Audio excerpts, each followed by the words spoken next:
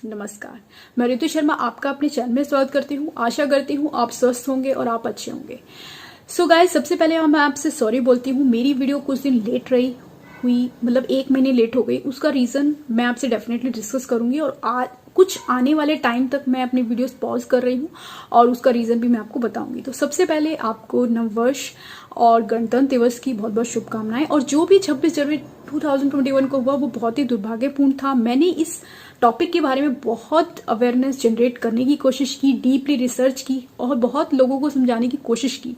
और मैंने ये आपको बताया था कि जहां पर संविधान का अपमान होगा, संविधान के जो पेजेस हैं इस तरह से फाड़े जाएंगे और वहां पर डेफिनेटली वो जो डिसिप्लिन है वो खराब होगा ही होगा। तो एग्जैक्टली वही हुआ। अब मैंने ये भी बोला था कि अगर कोई हिंसा हुई तो कोई संभालने, जो समर्थन कर रहे हैं वो संभालने वाला नहीं आएगा और सरकार को ही संभालना पड़ेगा। तो अब इस मामले में एक स्ट्रिक्ट पॉलिसी बनाने की जरूरत है। कोई भी संविधान का अपमान करता है या देश विरोधी गतिविधि कोई भी करता है तो उसको सख्त सजा मिलनी चाहिए, तभी किसी देश का जो डिसिप्लिन है वो एस्टेब्लिश हो सकता है। तो आज हम मदरहुड के बारे में बात करेंगे। एंड मदरहुड मेरा मतलब बहुत ही अवेटिंग टॉपिक है, क्योंकि ये हम सबकी एग्जिस्टेंस का रीजन है। इसके बिना लाइफ इनकम्प्लीट है। सो आज हम बात करेंगे कि मदरहुड यूनिवर्स का सबसे डिफिकल्ट टास्क क्यों है। जब कोई इंडिपेंडेंट मदर से पूछता है आर यू वर्किंग, तो इसका बेस्ट आंसर क्या हो सकता है। कोरोना टाइम पे जो मदर्स ने डबल काम किया, बट जब क्रेडिट की बात आती है, एप्रिसिएशन की बात आती है, तो हम उनको क्रेडिट क्यों नहीं देते, इस बारे में बात करेंगे। मटर्निटी लीव से रिलेटेड जो पॉलिसीज हैं, जो नॉर्म्स हैं, उस बारे में बात करेंगे और अपने कुछ एक्सपीरियंस मैं आपसे शेयर करूंगी। तो चलिए स्टार्ट करते हैं। तो सबसे पहले जो मदरहुड है वो यूनिवर्स का सबसे डिफिकल्ट टास्क क्यों है, क्योंकि ये 24 घंटे का टास्क है। स्पेशली इंडिपेंडेंट मदर्स जिनके पास कोई सपोर्ट नहीं है, उनको घर भी देखना है, बच्चे को भी देखना होता है। बच्चे को ये एक ऐसा टास्क है, नींद में भी आपको ध्यान रखना पड़ता है। कहीं उसे भूख तो नहीं लग रही, वो बेड से नहीं गिर जाए, उसको ठंड तो नहीं लग रही, उसको गर्मी तो नहीं लग रही। तो मदर्स को जनरली नींद पूरी नहीं हो पाती और जनरली एक बहुत बार उनकी नींद डिस्टर्ब होती है। और एक बार जब नींद डिस्टर्ब हो जाए तो वापस नींद आने में टाइम लगता है। तो जनरली वो नींद की प्रॉब्लम से सफ़र करती हैं और वो बहुत ही टायर्ड हो जाती हैं, जो मदर्स होती हैं। एंड ये आपको इसमें कोई ऑफ नहीं मिलता, कोई सैलरी नहीं मिलती और कोई भी कभी भी आपके लिए कोई अप्रिशिएट नहीं करता। उल्टा इंस्टेंट ऑफ आपको अप्रिसिएशन आपको लोग कमेंट्स करते हैं। और सारी जो जिम्मेदारी होती है पेरेंटल स्किल्स की हो, चाहे मदरहुड से रिलेटेड रिस्पॉन्सिबिलिटीज, बच्चे की रिलेटेड रिस्पॉन्सिबिलिटीज, सारी मदर के ऊपर डाल दी जाती है। और चाहे जॉइंट फैमिली हो, चाहे न्यूक्लियर, कोई भी मतलब पोर्शन जहां पर शेयरिंग की बात की जाए, तो वो पोर्शन जो शेयरिंग में आप देखेंगे तो सारा टास्क मदर के ऊपर ही डाल दिया जाता है। सिर्फ जब बच्चा खेलता है, जब बच्चा चुप है तो सब उसे ले लेते हैं, लेकिन जब उसके कुछ काम की बारी आती है, क्लीनिंग की बारी आती है, तो वो सब मदर के ऊपर ही डिपेंड करते हैं, जो कि बिल्कुल गलत है। हमें सबको मामा, चाचा, काका बनने का मतलब हमें शौक होता है, लेकिन जब जिम्मेदारी की बात आती है तो सब पीछे हट जाते हैं। सोसाइटी का ये कॉन्सेप्ट होता है, जब जो कपल होता है उनको बेबी नहीं होता तो सब पेरेंट्स, फैमिली, पड़ोस, पूरा सोसाइटी उनके पीछे लग जाते हैं। लेकिन जब एक मदर्स प्रॉब्लम से सफर कर रही होती है, उसको सपोर्ट की जरूरत होती है, तो कोई भी नहीं आता। तो ये अब हमें, अगर हमें अपने देश को आगे बढ़ाना है तो हमें मदर्स को सपोर्ट करना ही पड़ेगा। इसके बिना देश कभी भी आगे नहीं बढ़ सकता।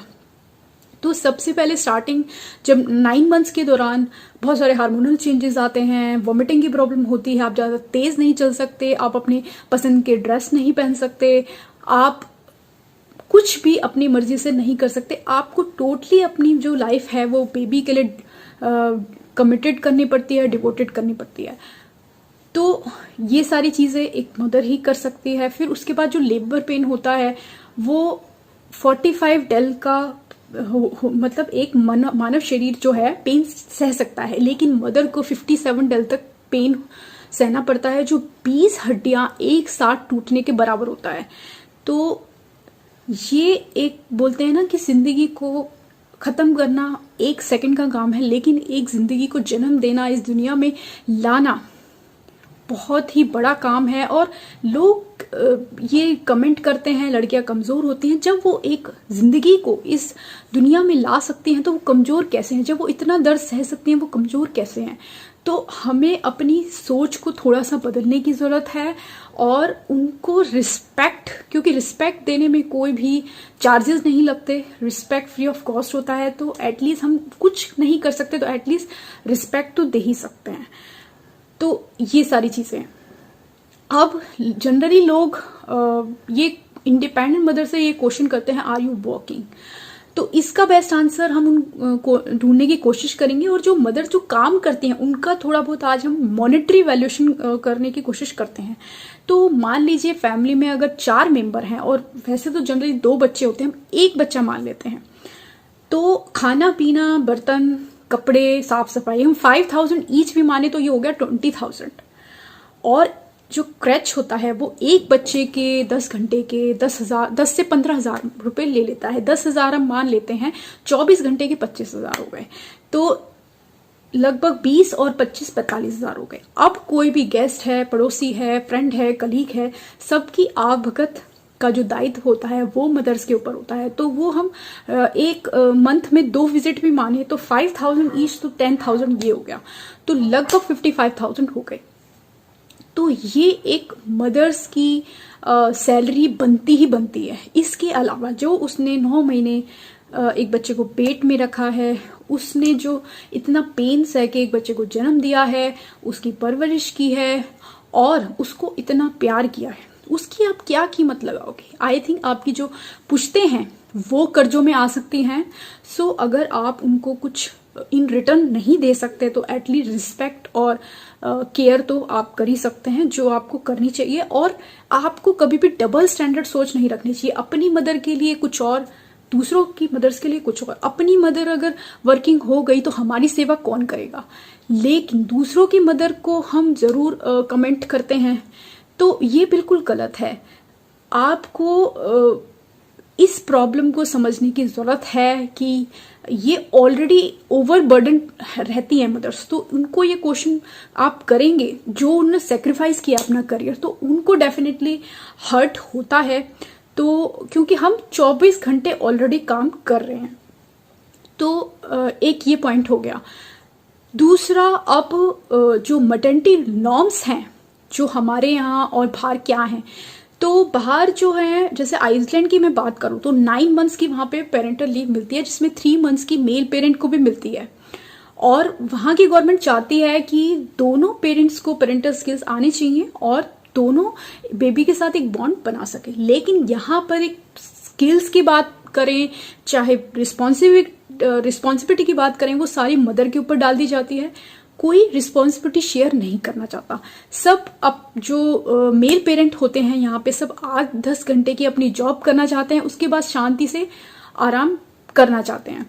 बट उनको उनकी साइड से भी समझना चाहिए कि उन्होंने कितना सेक्रीफाइस किया है और उनको भी आराम की जरूरत होती है और उनकी भी अपनी एक जिंदगी है। उनको भी कुछ टाइम उनको भी थोड़ा टाइम तो अपने लिए चाहिए होता है, सबको चाहिए होता है। तो हमें जो एक मदर होती है, कई बार उसके पास सपोर्ट नहीं होता, तो 45 डेज जो पोस्ट प्रेगनेंसी केयर की जरूरत होती है, एटलीस्ट यहाँ पर मेल पेरेंट को 15 डेज की लीव्स का प्रोविजन है। वो भी बहुत मुश्किल से मिलती है, जो कि कम से कम 1.5 मंथ का होना चाहिए, क्योंकि कई बार सपोर्ट नहीं होता और जो मदर होती है उसे भी अपने हस्बैंड की सबसे ज्यादा जरूरत होती है उस टाइम पे। अब मैटरनिटी एक्ट की मैं बात करूं तो अमेंडमेंट हुआ था अप्रैल 2017 में। अब जो पेड लीव्स हैं 12 वीक्स की जगह 26 वीक्स की कर दी गई हैं। बट उसमें एक पॉइंट ये भी है कि अगर इसको 8 वीक्स तक एक्सटेंड किया जा सकता है। और लीव्स के बाद अगर उनके पास कोई सपोर्ट नहीं होता, तो अगर आपकी 50+ एम्प्लॉयज कंपनी है तो उनको क्रैच फैसिलिटी प्रोवाइड करनी पड़ेगी। और इसके अलावा वो 4 बार विजिट कर सकती हैं उस क्रैच में अपने बच्चे के लिए, फीडिंग के लिए या किसी और चीज के लिए, क्योंकि ये एक नेचुरल प्रोसेस है। इसमें उस मदर की खुद की कोई गलती नहीं है और ये हम सबका इस अर्थ पे आने का एक्सिस्टेंस है, तो हम सबको इस चीज में सपोर्ट करना चाहिए। दूसरा, अगर आपका मिसकैरेज है तो 6 वीक्स की लीव्स का प्रोविजन है। अगर आपने अडॉप्शन किया है, आपका चाइल्ड 3 मंथ से छोटा है, तो 12 वीक्स का प्रोविजन है। सैरोगेसी के केस में 12 वीक्स का प्रोविजन है। अगर सैरोगेसी आप एथिकल और नेचुरल ग्राउंड्स के पॉइंट ऑफ से देखें तो इट्स नॉट फेयर, क्योंकि जो बच्चे और माँ का जो कनेक्शन है, वो जो बंधन है, जो नेचर ने जोड़ा है, उनको आप अलग नहीं कर सकते, कम से कम जब तक बच्चा अडल्ट नहीं हो जाता। तो मेरे हिसाब से या तो आप नेचुरल जो प्रोसेस होता है उससे जाएं, या फिर आप अडॉप्शन। सैरोगेसी ऑप्शन नहीं होना चाहिए। तो अब मैं कुछ जो गलत फहमियां हैं वो मैं दूर करना चाहूंगी। जैसे मैंने एक वीडियो बनाई थी कॉर्पोरेट हरासमेंट से रिलेटेड, एंड एक मैंने अपनी फैमिली प्रॉब्लम से रिलेटेड, मतलब मेरी कहानी पार्ट 2। तो इसमें मैं आपको ये बताना चाहती हूँ कि जितनी वीडियो मैंने बनाई है, तो इसका मतलब मैंने अवेयरनेस के लिए बनाई है। इसका मतलब ये नहीं है मैं उनकी विक्टिम हूँ। जैसे मुझे कोई एक छोटा सा इंसिडेंट मैंने जरूर शेयर किया था, इसके अलावा मुझे कोई मेंटली हरासमेंट नहीं फेस करना पड़ा। मुझे जहाँ भी मिले बहुत अच्छे लोग मिले, एंड मैंने बहुत मेहनत और ईमानदारी से काम किया, अपनी कंपनी समझ के काम किया। और स्पेशली हमारी लास्ट कंपनी, मुझे उससे बहुत प्यार था। मैं अपना मतलब 3 मंथ्स का मेरा बेबी था, मैंने क्रश से भी बात कर ली थी, बट कुछ प्रॉब्लम्स की वजह से मैं वापस उसको मतलब ज्वाइन नहीं कर पाई, जिसका मुझे रिग्रेट भी रहा। लेकिन मुझे इस बात की खुशी है कि मैंने अपनी बेबी के साथ मुझे जो टाइम बिताने का मौका मिला। मैंने डेफिनेटली लाखों गंवाए हैं, बट मैंने करोड़ों कमाए हैं। एक एक पल की कीमत मेरे लिए बहुत ज़्यादा मायने रखती है। मेमोरीज हैं मेरे लिए बहुत सारी लाइफ टाइम की। तो ये सारी चीज़ें, तो आपको कुछ पाने के लिए डेफिनेटली कुछ ना कुछ खोना पड़ता ही है। एंड जो फेसबुक पे सब जगह अपनी सब हैप्पी जो पोस्ट है वो शेयर करते हैं, लेकिन इसका मतलब नहीं है वो 24 घंटे उसी मोड में रहते हैं। इसका मतलब ये है कि वो बहुत पॉजिटिव हैं, उनको अपनी जो मुश्किलों से फाइट करना आता है और वो पॉजिटिविटी स्प्रेड करना चाहते हैं। उसका सीधा सा मतलब ये होता है। एंड आजकल जो सोशल मीडिया पे बहुत ज़्यादा फेक सब्सक्राइबर, फेक लाइक्स, ये सब हो गया है। एंड इसको पता करने का एक सबसे इजी तरीका ये है, जैसे ही आप उनके व्यूज में जाके देखेंगे तो एवरेज उनका निकालेंगे व्यूज का, तो 50% से भी कम रहेगा। तो मतलब उन्होंने किसी तरह से सब्सक्राइबर या फेक तरीके से या यारी दोस्ती में मतलब उनसे बेल बटन पे तो क्लिक करा लिया, लेकिन जो उनके व्यूअर्स हैं they are not interested to watch the video जो वो बना रहे हैं। तो मुझे बहुत खुशी है कि मेरा जो वॉच टाइम है वो लगभग 4000 मिनट टच कर चुका है। एंड इस चीज़ से मैं बहुत खुश हूँ। एंड मैं आप सबका शुक्रिया अदा करना चाहती हूँ। आप thankful, I am very thankful and grateful to you. And मैं क्षमा चाहती हूँ, मुझे ये सफ़र पॉज करना पड़ रहा है। मुझे बहुत खुशी होती थी जब भी मैं अपनी कोई वीडियो पोस्ट करती थी, एंड मैंने बहुत सीखा है, मैं बहुत कॉन्फिडेंट हुई हूँ, मेरा बहुत ज़्यादा नॉलेज एनहेंसमेंट हुआ है। एंड ऐसा बोलते हैं कि आफ्टर मतलब बच्चों के बाद आपकी स्किल्स जो हैं कमज़ोर हो जाती हैं, आपका कॉन्फिडेंस कम हो जाता है, बट मैं ये कहना चाहती हूँ आपका कॉन्फिडेंस और ज़्यादा बढ़ जाता है। आपको दुनियादारी मतलब समझ में आने लग जाती है, आपके थॉट्स एकदम क्रिस्टल क्लियर हो जाते हैं। आपने मुझे किसी भी वीडियो में ऐसा नहीं देखा होगा कि मैं बहुत कंफ्यूज हूँ अपने थॉट्स को लेकर, या मैं कुछ ऐसा नेट से रट कर बोल रही हूँ, ऐसा भी नहीं हो।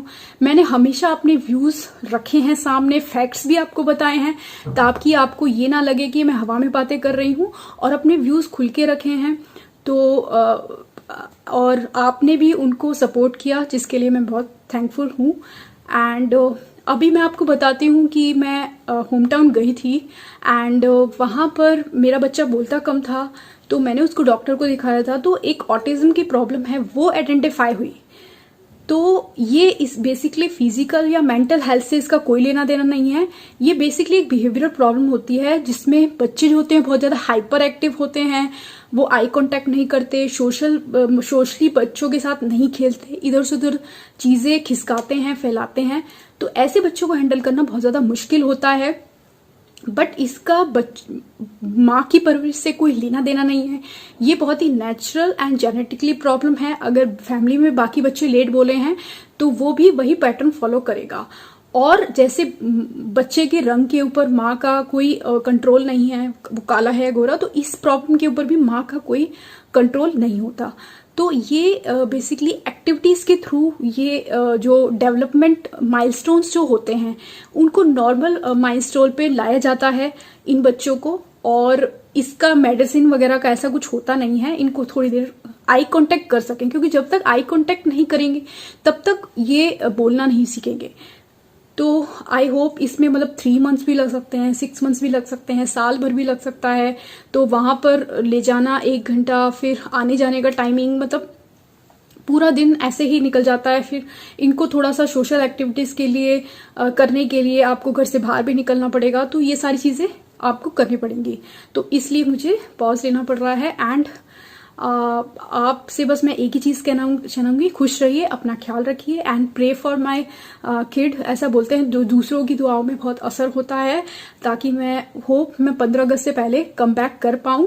और आजकल ये कॉन्सेप्ट चल रहा है no marriage no kids, but मैं ये कहना चाहूंगी कि इस फेज के बिना लाइफ बिल्कुल इनकम्प्लीट है। तो इस फेज को आप मिस ना करें। जब बच्चा आपको देख के हंसता है, जब आपको बच्चा खाना खिलाता है, तो ये जो इंटरनल फीलिंग है इसको शब्दों में बयान नहीं करा जा सकता।